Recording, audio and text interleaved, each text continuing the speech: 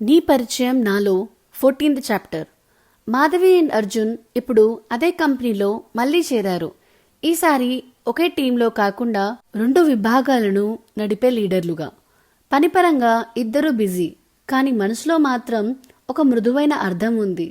ఇప్పుడు మనం మన బంధాన్ని సమతుల్యంగా నిలబెట్టాలి అని. ఆఫీస్లో కొత్త ప్రాజెక్ట్ లాంచ్ ఉంది.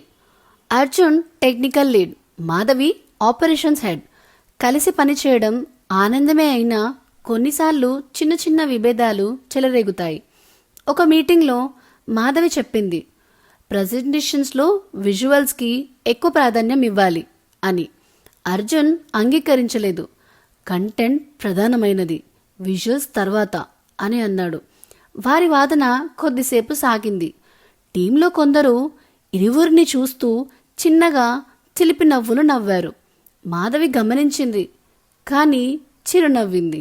ఆఫీస్ తర్వాత ఆమె అర్జున్ దగ్గరకు వెళ్ళి అంది, మనకు పని మీద డిఫరెన్సెస్ ఉన్నాయి, కానీ మనం టీమ్గా ఉండాలి అర్జున్ అని. అర్జున్ నవ్వుతూ, అది నీ మాటలోనే ఉంది మనమని అని అంటాడు. అవును మనం, ఎందుకంటే ఇప్పుడు నమ్మకం నేర్చుకున్నాను అని అంది మాధవి. అతను ఆమె చేయి పట్టుకొని ఇలా అన్నాడు, మాధవి, ఈ ఆరంభం నాకు కొత్త శక్తి ఇచ్చింది. ఇప్పుడు నేను కేవలం నువ్వు ప్రేమించే అర్జున్ కాదు, నిన్ను గౌరవించే అర్జున్ కూడా అని అన్నాడు.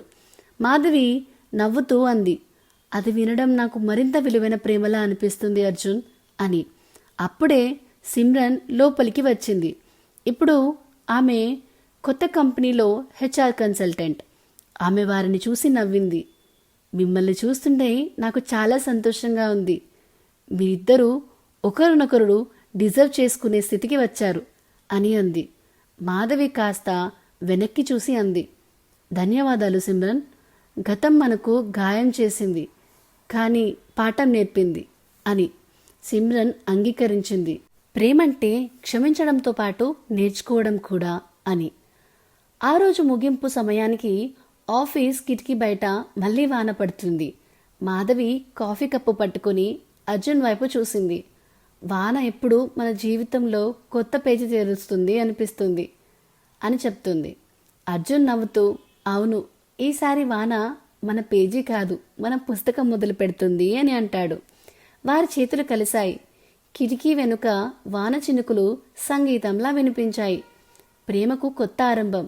అది మాధవి అండ్ అర్జున్ కథలో శాంతి, గౌరవం, నమ్మకం కలిసిన నూతన దశ. సో ఇదేనండి నీ పరిచయం నాలోని 14th చాప్టర్. ఈ స్టోరీ మీకు నచ్చుతుందని ఆశిస్తున్నాను. సో ఇలాంటి మరిన్ని కథల కోసం మన ఛానల్ ద నావెల్ విస్పరర్ని సబ్స్క్రైబ్ చేయడం మర్చిపోకండి. దానికంటే ముందు ఈ వీడియోని please like, share and comment చేయండి.